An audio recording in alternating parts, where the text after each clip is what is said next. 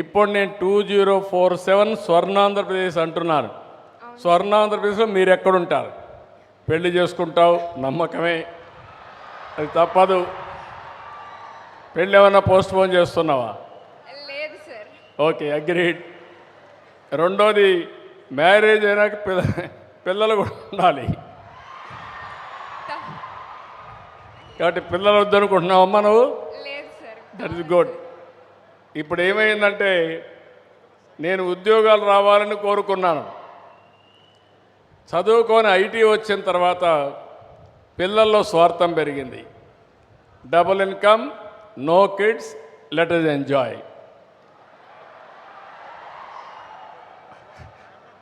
మన తల్లిదండ్రులు కూడా ఆ విధంగా అనుకుంటే మనం వచ్చేవాళ్ళం ఇక్కడికి. ఇప్పుడు ఒకప్పుడు నేను ఫ్యామిలీ ప్లానింగ్ ప్రమోట్ చేశాను.